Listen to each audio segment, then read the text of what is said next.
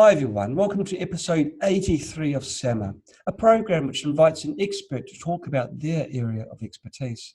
Today we are delighted to have Reed Davis with us to talk about metabolic chaos, sounds great, nutrition science and FDN. And it's going to be my first question, what is FDN? Reed is a certified nutritional therapist, fitness trainer and environmental paralegal.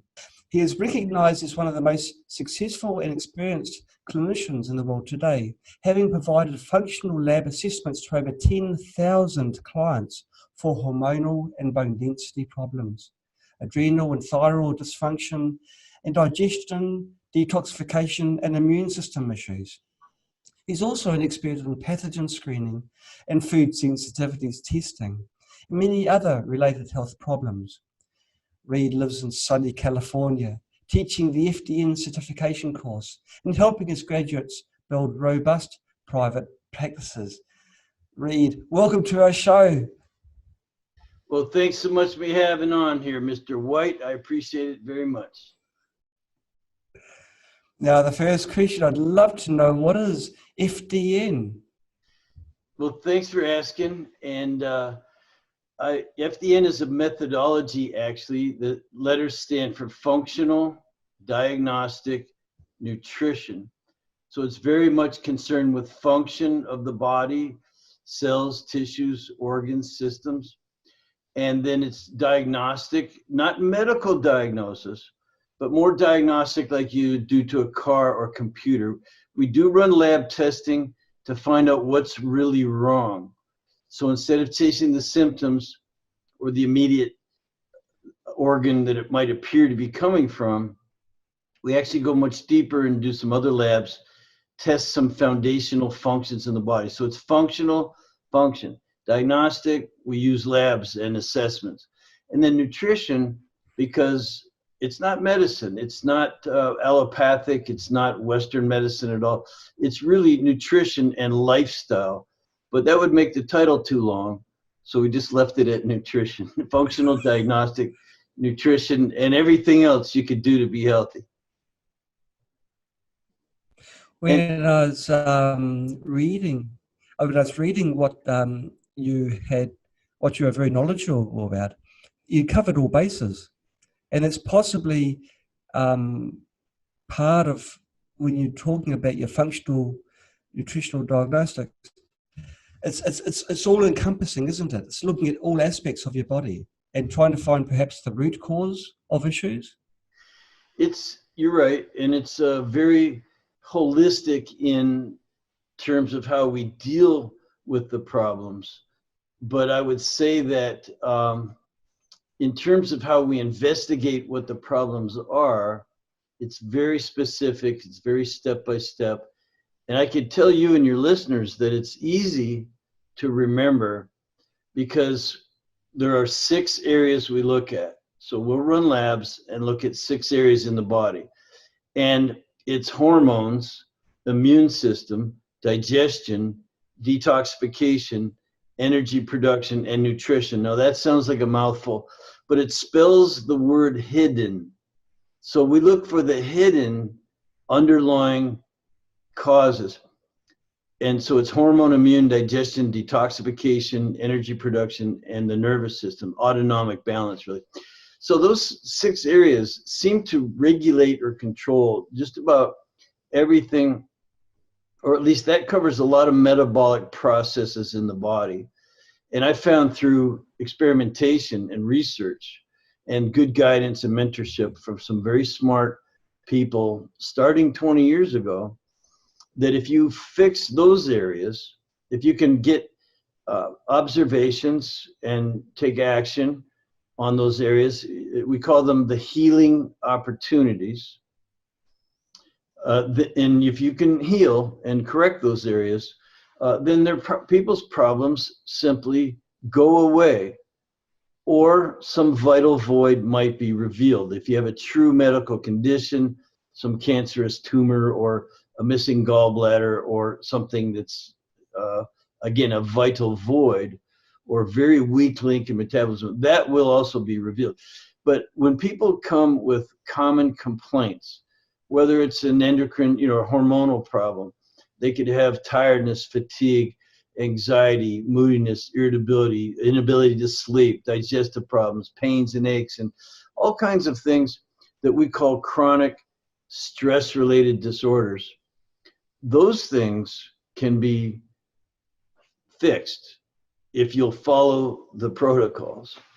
And so first you have to know what's wrong within those hidden areas, and then you have to know how to fix it. Now, when it comes to fixing it, that's where you said I was pretty erudite and well respected, because I have studied diet and sleep science and exercise science, and especially stress reduction, and of course supplementation. But I don't have my own line of supplements. I'm not selling anything like that. I know a lot about them though.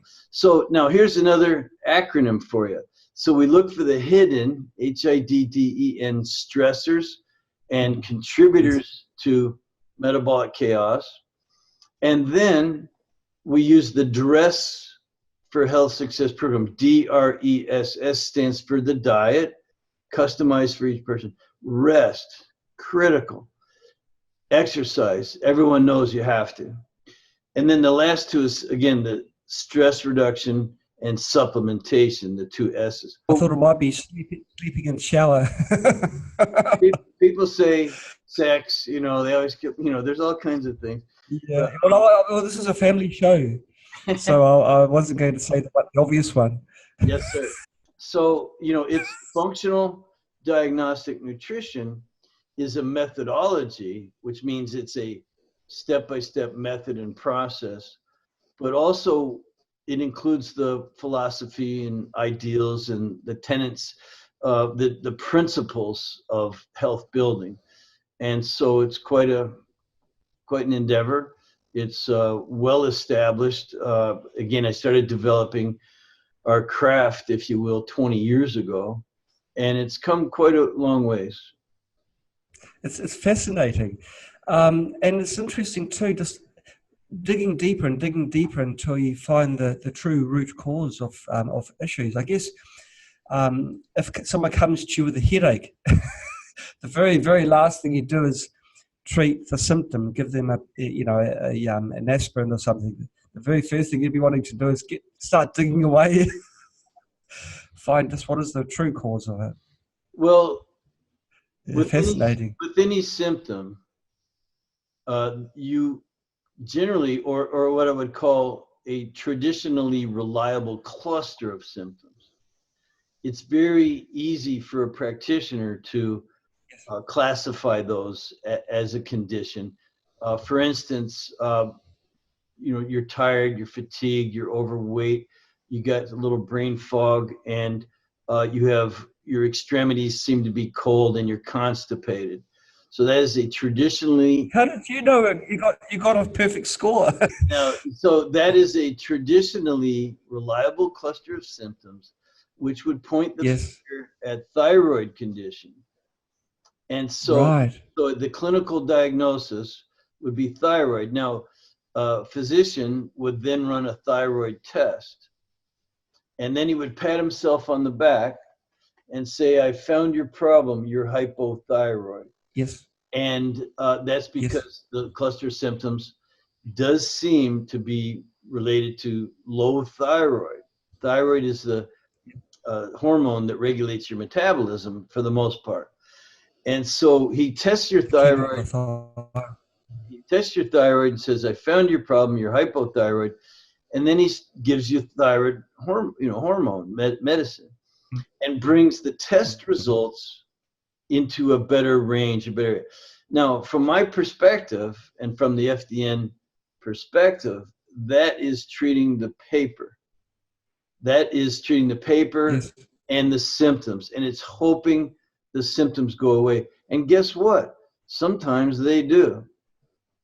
But our perspective, again, is to say, well, why is the thyroid hypoactive? And that's the question. So you have to look further upstream.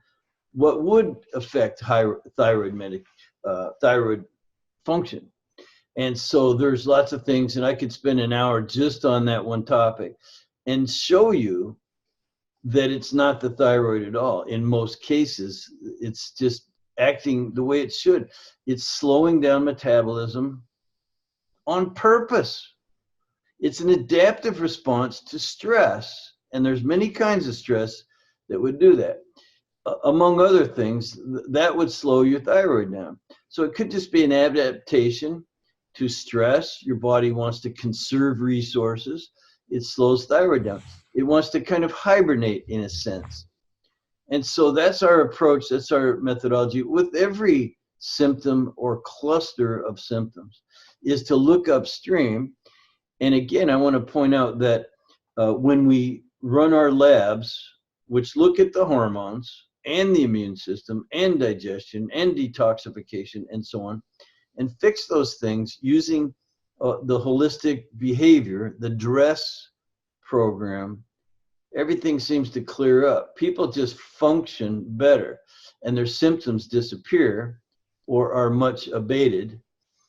And so it's really quite an interesting proposition that one can look upstream and can overcome and not just treat the paper. Right.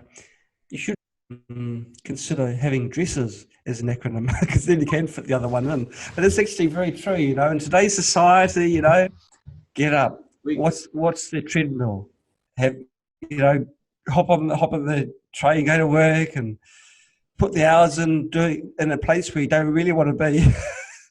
If you've got lab animals, when you stress them out, you put them in a place they don't want to be. This is us. This, you know, we are lab animals.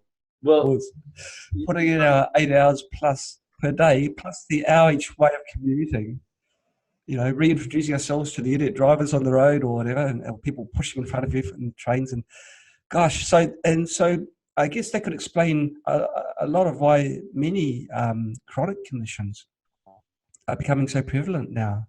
Just the levels of stress and the tendency that is for people to go to group together in cities rather than keep in villages or become hermits, where at least the stress will be less.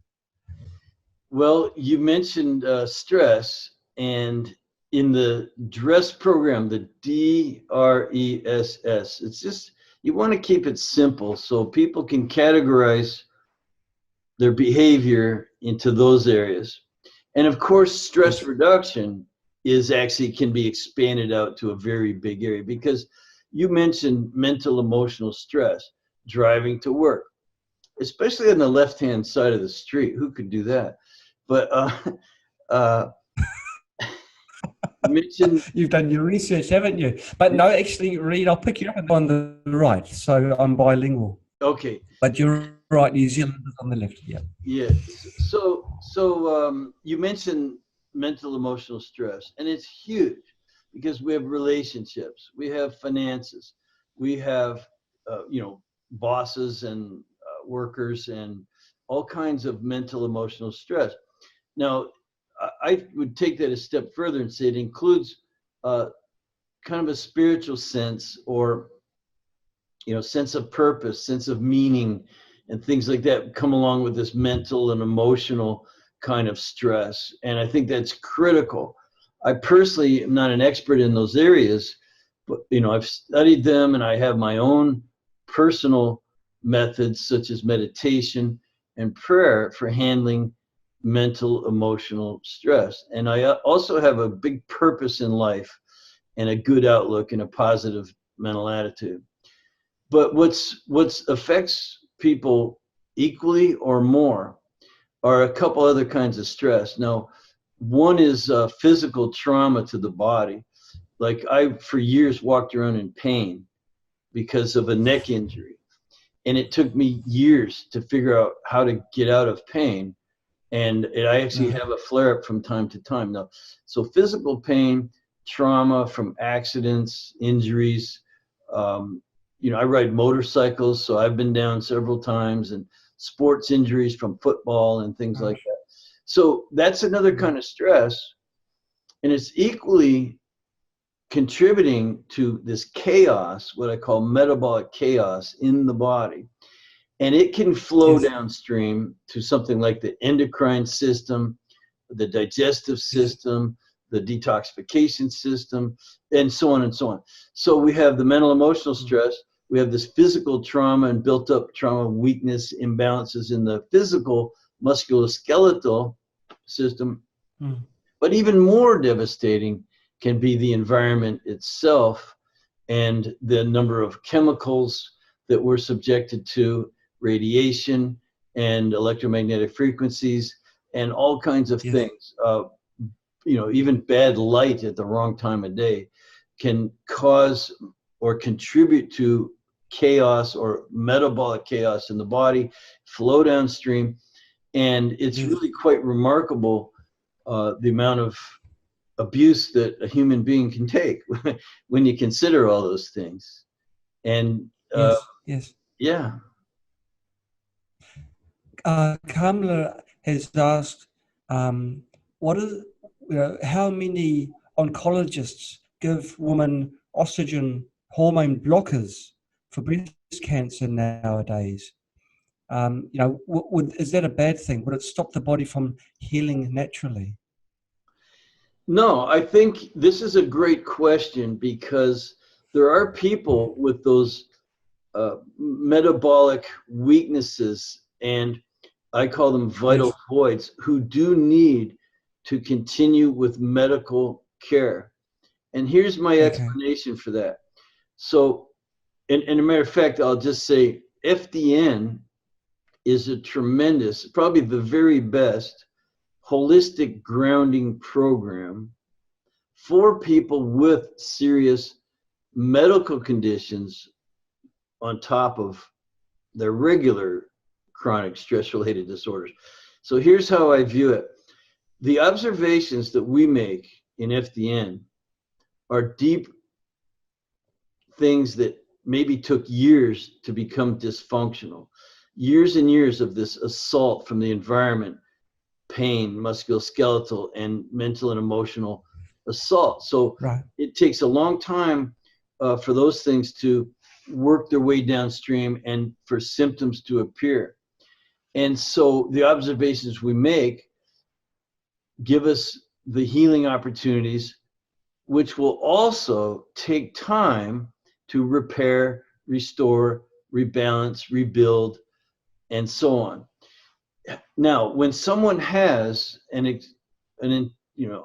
cancer, the observations that I'm making can't be capitalized on before the downward spiral ends up in, terminal. So, in other words, if you have cancer, it's very possible that your downward spiral of function to where you no longer function at all can be so contracted that the observations I can make can't be capitalized on.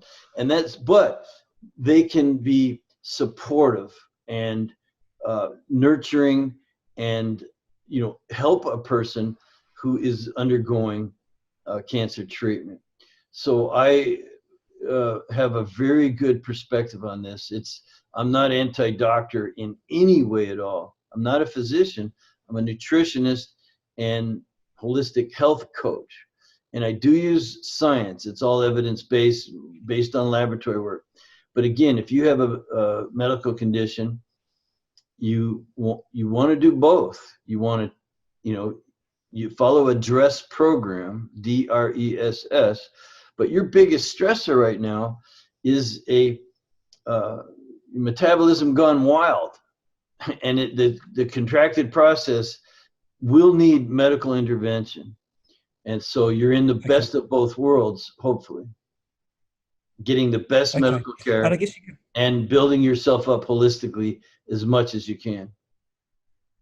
right. Now, I noticed when you described your lifestyle, which is meditation, prayer, riding motorcycles, all very healthy activities, there are things that you obviously enjoy doing.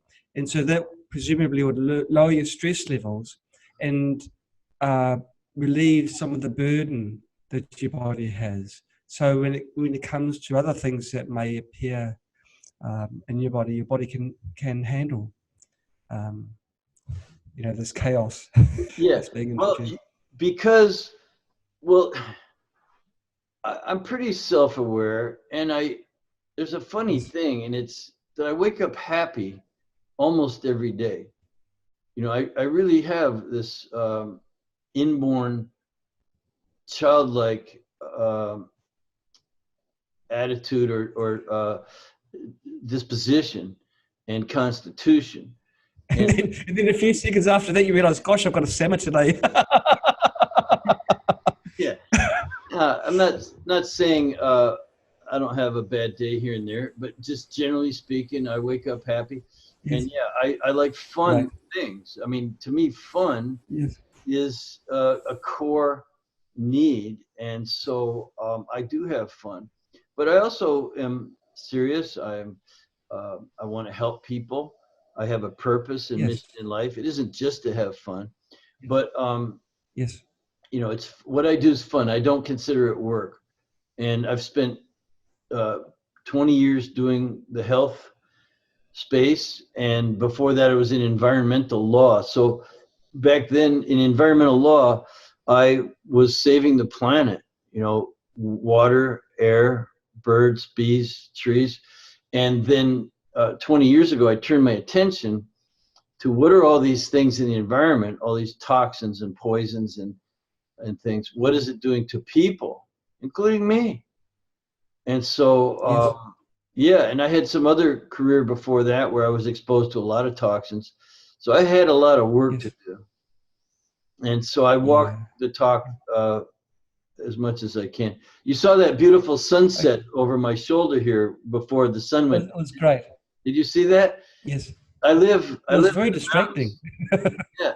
I live on a mountain on a lake, and there's no houses really close. There's a couple of big ones Wow. down the hill, but it's really something I've worked very hard to kind of try to clean up my life. And I have a science, I have a methodology where anybody can do it, but you have to take the first step. And we're all on the steps, we're all on the stairs. There's people Yes. sort of above me that I look up to and reach, and there's people who aren't as healthy as me, and I help pull them up. We're just all, I don't know anybody at the top, let's put it that way, right? Do you know anyone who's perfect yet? No, not on this world anyway. Uh, Now, can we talk about hormonal imbalance? We touched on it earlier on. You're talking about some of the symptoms of hormone imbalance, but what can be done about it? Is there a natural way to overcome a hormonal imbalance? Well, sure. And as I said, the DRESS program, DRESS, affects every cell, every tissue, every organ, and every system, the entire organism. So we take a very holistic approach. Having said that, there are some little tricks you can play temporarily with hormone support and with specific organ support. So, but let's back up a bit and let's say, where does this hormonal imbalance come from? Well, the word stress keeps seeming to be popping up here because you are perfectly designed to deal with stress temporarily. And so you've seen on Yes. TV, now I don't know if you watch we call it the Discovery Channel. I think over the pond it's some other channel, but you see the lion chasing the zebra. And Yes. one zebra gets caught. And then in 5 minutes, the other zebras are in the background, milling around, eating their hay while the lion eats their buddy. And so they were very stressed, and then they're not stressed because they're not being chased. They're no longer the target of man-eating or, a hunter. So now we are similar in that we can handle some stress and are supposed to return to normal. And in that process, our cortisol would rise, our adrenaline would rise, Some other hormones actually go down, and that allows us to deal with the stress. We could run faster, jump higher, our eyes dilate so we can see better.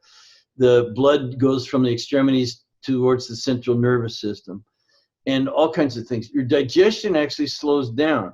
Reproductive ability slows down under stress. So if you were driving your car and you get cut off by some bad driver, your core, this would be a normal stress response. And when the situation's over, your hormones would go back to normal. However, we are now subject to such constant stress, much of it we're not even aware of. It isn't just someone cutting you off in traffic or an encounter with a fellow employee who's a bad person. I know the word you had. It was almost out, and I commend you on not letting it out. Well, you said it's a family show, And so, that's right. So there's the lighting, there's the radiation from your computer. There's the toxins in the air and water and in everything you eat if you don't eat purely organic, and nobody does. Yes. And so there's all kinds of these toxins. And again, the accumulated trauma and stress of a weak body. And so that is constant, and it's constant, and it's constant. So our hormone system, the defense system, the stress handling system gets overburdened and overtaxed. And little dysfunctions begin to occur, weaknesses, for instance, in what's called the negative feedback loop. Your brain starts to think it's normal to be stressed out. And it just plays games with all of your hormones, again, including other systems, like the immune system, the hormonal system, your digestive system, your detoxification system. They all are starting to get affected. That's why I call the root of all evil is metabolic chaos. It just creates chaos. And the odd thing, everyone is different. Stress will affect one person one way, and it kind of gets in the body and it does its thing. And their symptoms could be completely different from mine, even though the original stressor was the exact same thing. That was an observation I made after testing 10,000 people. It's obviously clear to most of your listeners that if you work as close as you can to the underlying cause, you'll get better. If you only treat symptoms, you'll continue to just treat symptoms, and new ones appear, and you chase those, and you chase the next set, things like that. But if you can work at the causal level, you're going to get better, or have a more reasonable expectations about getting better.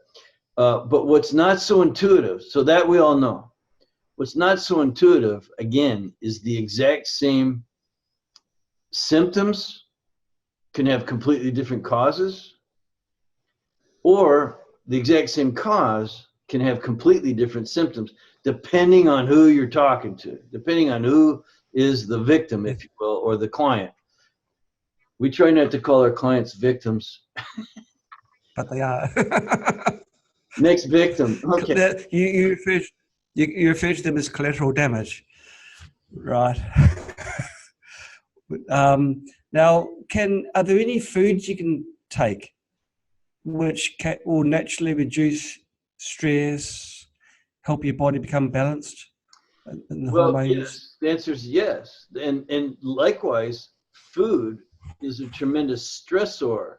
It's one of the biggest stressors because you do it every day. So food can be very stressful. So it's very interesting. If I go back to my DRESS model, DRESS, diet, rest, exercise, stress reduction, and supplementation. The diet can be very stressful. Over-exercise could be stressful. Yes. No sleep could be stressful. So stress reduction really is the biggest area. And food can be very stressful, and removal of it can reduce stress. Removal of the foods that you're sensitive to, that are kind of irritating your immune system for one, your nervous system for another. Those are two big areas that food can wreak havoc with. Yes, yes. Kamala has asked another question. It's another good one. She's got a habit of doing this. She's asking, where does internal fungus have its role as a major base cause? Fantastic. Well, now we're getting into the area of pathology, which we didn't even mention. One of the Yes. biggest No. hidden stressors is parasites, bacteria, Yes. fungus, as you mentioned, and viruses. Now, these habitate our bodies. Some are actually our bodies can handle on their own. We're ingesting Yes. germs, if you will, which is mostly bacteria, all the time. And our body's perfectly designed to handle most of what you'd normally be exposed to. There are some Right. of this pathology, let's just call them bugs for fun. Some of these bugs are so virulent that, again, I can't help you. So if you get off an airplane from West Africa and your temperature is 105 degrees and your eyes are bleeding, don't call your nutritionist. You go straight to the emergency room and seek intervention Right. at a very, very high, heroic level. So, but aside from that, our bodies are designed to handle a lot of different bugs. The issue, as I just said, no, they are a stressor. They are a contributor to metabolic chaos, but they're also often the result of metabolic chaos. In other words, a weakened immune system. Right. Some people are better hosts. And so what are called opportunistic organisms like fungi will just overgrow and they become a problem. And they, again, I think are the result of an unhealthy host, someone who has some state of metabolic chaos, weak immune system, poor digestive system. They're not detoxifying their body very well. There's a lot that can be stinking up the place, including fungus. And so then you add another layer of biofilms, dysbiosis, and then bigger bugs will come along. So Right. an analogy that I use sometimes for the lay person, which a lot of people think is politically incorrect, but I'm going to risk it here. And that is that if you had a slum, a very bad neighborhood, we call it a ghetto here in the U.S., and there was a lot of transients and what some people would call bums living there. Well, it's filthy, and it attracts bums. Now you could chase away the transients, let's call them, these people living there. But if you didn't fix up the slum, they would just come back. And so your body is like that. If you have fungus or parasites or bacterial overgrowth that is causing dysfunction and further chaos in the body, because they exude toxins, including neurotoxins, we call them biotoxins, mycotoxins, and they can really wreak havoc with your brain and your immune, all kinds of things. So anyway, so you can try to treat those. It's another example of a physician saying, what are your symptoms? Oh, I've got diarrhea, stomach cramps, and no appetite, and on and on. Oh, that sounds like you might have a parasite. So let's do a stool test. Take some stool samples. Oh, pat myself on the back. I found your problem. It's this H. pylori, or it's this blastocystis hominis, or something. Here's your treatment. Call me in 3 months. Let me know how you are. Well, if you don't also clean up the weak intestinal tract and things, the person will just end up a year later seeing a different physician, and he'll find a different set of bugs. And that I've seen that over and over again in my practice. People tell me that one doctor treated them for a fungus. Year later, they're getting treated for a bacterial overgrowth. Year after that, they're getting treated for a parasite, and so on and so on. Well, because no one cleaned up the slum.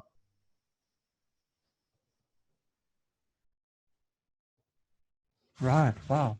So you've got to clean the terrain. Does blood sugar play a role in this, Reid? Or Well, sugar just by it's itself? very interesting about blood sugar because I've made some observations on that too. And Mhm. people have what would be called, let's start with glucose homeostasis issues. In other words, their blood sugar is going up and down, even though they Yes. don't eat poorly. You know, you can actually have people who eat pretty well, and yet they don't seem to be able to maintain steady blood sugar, which is required for good thinking, good energy, good mood, etc. And so you need a steady supply, and constant, not up too high, not down too low. And people generally can regulate that with their diet, but some people eat well, and yet carbohydrate metabolism has been the target of other dysfunctions in the body. And again, this is what I mean by weak links in metabolism. So you could eat well and still end up with carbohydrate metabolism issues and glucose Right. homeostasis problems. Now, then you could take the other person where it's more obvious. They've eaten poorly. They actually almost on purpose spike their blood sugar, and then it crashes, and then they end up with more serious carbohydrate metabolism issues. Now that can cascade, depending on one's individual weak links in metabolism, what I also call vital voids sometimes, into all kinds of other areas. It could actually affect neuronal conductivity, nerve cell activity. It could affect fat and protein metabolism as well. It could affect your immune system. It could affect the endocrine system. And so if you eat poorly, that's an obvious way to, create carb metabolism issues. And that cascades into all these other areas in your body. And the symptoms that you go in to a physician for originally might have nothing to do with blood sugar. That might be your Right. secondary condition. So you have a person who's has blood sugar regulation issues because of metabolic chaos from other stressors and dysfunction, and you have the person who purposely has blood sugar issues, and that cascades. So that's why I say a lot of these symptom clusters are contributors to metabolic chaos and the result of metabolic chaos. And so it's why you need a Do you, holistic program. This is the crux of the issue. It's why you need to learn how to treat every cell, tissue, and organ in your body at once. do you see common causes of conditions? Peter Evans is asking about gout and arthritis. Do you find that there seems to be a commonality between people, even though their makeup is different, for those two conditions which were given as the example? Well, that's kind of a trap in a way, because I just kind of went through how a traditionally reliable cluster of symptoms, it might Yes. seem to be, oh, that's your thyroid. That sounds like thyroid, because there are patterns Yes. that are recognizable in what are called traditionally reliable cluster of symptoms in the allopathic model. So a cluster of symptoms, and then here's a test, and yep, so here's your treatment. So I tend to do a little bit of preaching.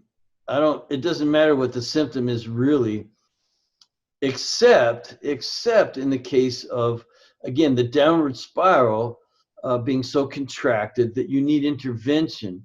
And that's where some of these medical treatments and things are very handy. So relief is important. I'm not saying ignore the pain in your big toe if you have gout, and I'm not asking you to give me 6 months to figure out all of the metabolic chaos, and eventually it'll go away. No, there is treatment, immediate relief care, and what you would want to do is take the most non-invasive, most conservative, most natural thing you could to relieve the symptoms first. So with gout, of course, everyone knows cherry juice is very effective. If you can get enough of it, you can take these concentrates and things, and get some relief. But what you really need to do is look at protein metabolism, and are eating poorly, and then you're kind of going upstream from there. And also I noticed that arthritis was mentioned, and it's not directly connected to gout that I know of. But it is an inflammatory condition, and so it depends on the person and what's originating the inflammation. And is it from an outside influence, or is it from your own body? There's autoimmune conditions where your body is very confused, will attack itself. So there's autoimmune arthritis, and then there's just osteoarthritis, which is more from activity and sports injury and things like that. So I have some arthritis in my neck, shoulder, yes, both knees. I was very active. I have what's called a well-used body. Now, Mike Anthony asks a question, and it probably pertains to the example you gave of this lion chasing and consuming a zebra. Because Mike has asked, should we limit meat consumption? I see the connection. I've added a spin to it, okay, but it's a good question. Well, let me put a perspective on that would be helpful, I hope. And that is that every human needs to fuel their body, and the three macronutrients are protein, fat, and carbohydrates. And you need all three. Now, it's very interesting that some people need less or more of one than the other. So there is a ratio of protein, fat, and carbs that will work for you. And when you get it right, you'll know it, because your body will function better. Every cell, tissue, and organ will function better. You will feel better. You'll have more energy. You'll be satiated by the meal. You won't crave things. And you should actually have a sense of well-being if you eat right. If you're healthy and eat a good meal, satiation, you've satisfied your hunger and you're not craving anything, and boy, that was a great meal. But you're not falling asleep. You actually have good energy, and you're able to produce some work or some art or some whatever it is through to the next meal, hopefully. And then also a sense of well-being. You shouldn't be cranky or irritated for no reason. If you just got fired, you've got a reason. But otherwise, you have no reason. So those three elements, the satiation and the energy and the sense of well-being, are good measurements for whether a meal had the right ratio. First, ratio of protein, fat, and carbs. And then, to address the question more specifically, which proteins, fats, and carbs. So now we get, the baseline in there. And should you eat meat? Well, I think we are designed pretty well to consume and burn, meat. It's got great protein. It's got great fat. And with a little bit of the right carbohydrates in the right ratios, I think you're doing pretty good there. Now, so the question is, can you eat too much? Yeah, you could eat too much of anything. You could drink too much water. You could actually drink too much water and thin your blood out, and all kinds of bad things could happen. You get headaches. So you don't want to do too much of anything like that. But you'll find the right ratio if you follow my guidelines. You've preempted one of my future questions. I was going to fire at you. But the Heinz just squeezed in before that, and he's asking, how do we treat metabolic issues? I guess it's going to be quite a difficult one to answer, because there could be so many root causes, so many things to address. But can you put a simple answer to that? Well, I'm going to revert to my holistic lifestyle program. Dress for health success. Yes. It's so successful, that expression, dress for health success, that we were granted a trademark by the U.S.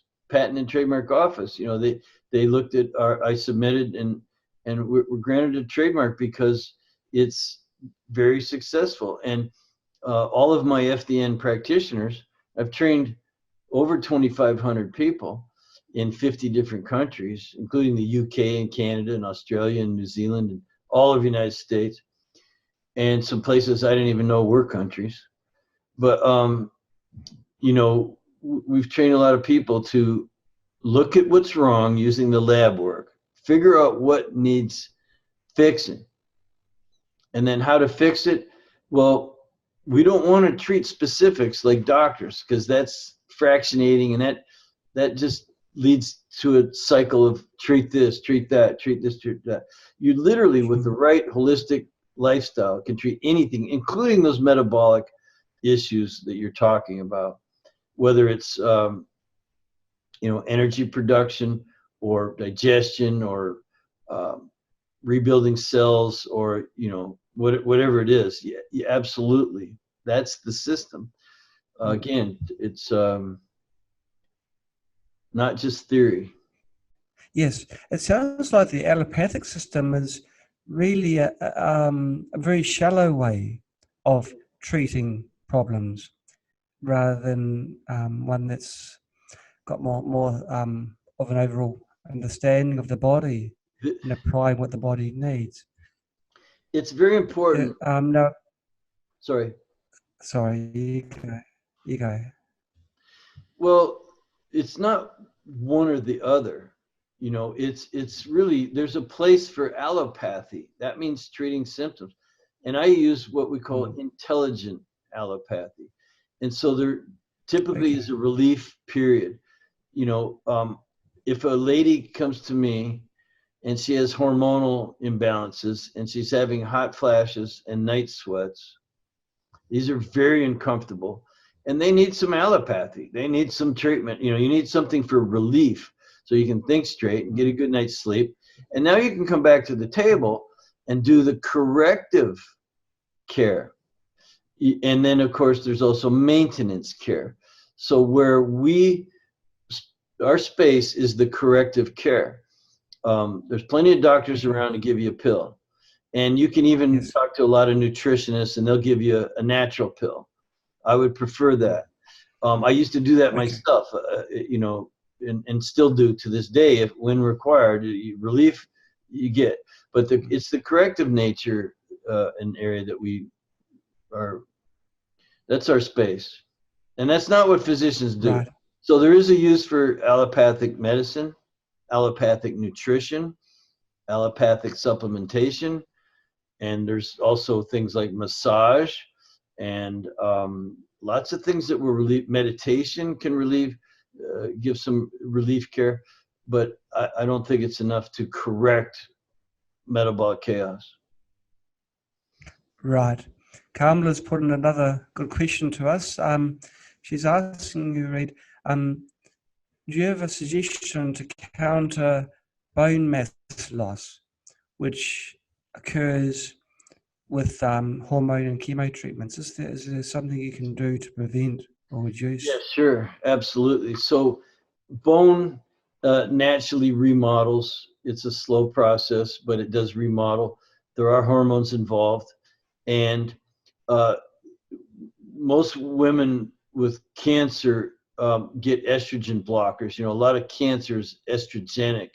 So it's estrogenic type cancers, and they're given estrogen blockers. And yet estrogen is what regulates the resorption of bone. You know, so if you have estrogen, it slows down bone loss, but it also can cause cancer. So estrogen is very important to slow down bone loss. It affects what's called the osteoclast. And so unfortunately, you know, that could be something to deal with. You know, like it's hard to recommend estrogen to women with cancer because they have estrogenic cancer, and it's forbidden. So it's a tough thing. But the other thing on the other side is the rebuilding of bone. And so that's also regulated by hormones. There's, for one, progesterone. Progesterone is very protective, and it stimulates the osteoblast. The osteoblast is a cell that lays down new bone. And so it creates a new bone cell, actually. The osteoblast becomes a bone cell. and it's stimulated by progesterone, which is actually counter regulatory to estrogen. It's like the good hormone, if you will, in terms of bones. And there's one other factor, and that is stress and cortisol. So cortisol is considered your stress hormone, and it will slow down bone formation. So if you have a combination of low estrogen and low progesterone, which a lot of senior citizens have, and then you have stress on top of it, you can lose more bone than you would imagine, you know. But I have one more comment to make about osteoporosis, because I've studied it thoroughly, and I've tested thousands of people for bone density, thousands, and observed before and after lifestyle type remediation. And so the point I was going to make was that most people who are, let's say, 60 and never had any real health problems, but they have low bone density, like osteoporosis or osteopenia, the truth is they just never had good bones. They never reached a good solid peak bone mass, which happens around 30 years old. So most people's bone mass continues to improve until they're about 30. And then with the right balance and everything, remodeling processes, you should maintain it at a fairly high rate. And so if you had really good bones, you don't have to worry about that stuff. But if you had average or a little less than average bones, you're probably going to have, you know, weak bones when you get older if you don't watch out. Understand these things. So if you've got, yes. So it's important to get good bone mass at 30. So we have years left, haven't we, Reed, before we I hope reach that peak? Yes. Absolutely. Now, Daniel Carrington. Daniel Carrington has asked. He's saying, "Happy New Year! Welcome back to work. Yeah, work's great." He's saying, really, in the modern world, with this depletion of nutrition in the foods available to us, and even nanomaterials being introduced to the foods, he's specifically asking, "What are you doing yourself to overcome that problem?" Well, for one, I do try to eat organic vegetables and meats. Yes. So I eat only grass-fed beef or buffalo. I do eat game meat from time to time when I can. I'm not a hunter or anything. I don't like killing things, but I do, you know, you can order them online and shop around. Yes. So organics. Now, the best thing about organic is that it's what you're not getting. It's that they are raised without the antibiotics and hormones. The vegetables are grown without the herbicides and pesticides and insecticides and other things. So you can, first thing to do is eat really well so you can avoid contamination and pollution and such. Now, on top of that, you need a good digestive system, so you actually are breaking down and absorbing the nutrients that are in the food. And having said that, there still isn't enough nutrition in food, because even organic, it doesn't have that much extra vitamins and minerals and phytonutrients and things in it, essential fatty acids and all these things. So you want to supplement, and I do supplement. If I took you around the corner to my kitchen, you'd see an amazing array, a veritable cornucopia of supplements. And you know, I don't take them all every day, but I do take them every day, and I have my favorites. Yes. And it can change from time to time. But you get, it's kind of a game, and everyone has too many. I've just yesterday was tossing out some old ones that I hadn't really ever gotten into, and of course, because I'm in the business, people send me samples all the time, and it's unbelievable. But yeah, I think everyone should take. And I'll give you a clue here. For the average person, remember, you got your macronutrients, protein, fat, and carbohydrates in the right ratios. Eat good whole food. Things that come in a bag or box, probably not whole food. Eat produce. and good meats and things like that.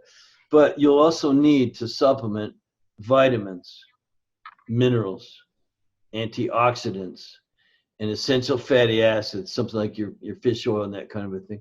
And then take something else to support anything you think is going on. Like for men, you want to take a male support. For women, you want to take a female, hormone metabolic support and these kind of things. So that's 5 supplements that everyone should be taking every day. Okay. And I probably take 20 on a lot of days. And I cycle on and off. I go sometimes for a week, just can't handle it anymore. I think my body's telling me I need a rest. I drink also nothing but pure, last thing, nothing but pure filtered water. That's all you need to drink. Peter Evans is asking a question. He's asking, what is the best way, if there is a way, to grow back your heart or improve your heart function after multiple heart attacks? And if you've been told if you only have 30% functional heart and you cannot have stents inserted, what advice would you give to Peter? Is there a way that you can? Obviously, I don't know the person or the background or the situation, and I can't give medical advice because I'm not a physician, and even if I was, I wouldn't give it over the internet. But I could give you some principles about how to build any muscle. And if you don't use a muscle, you're not going to build that muscle.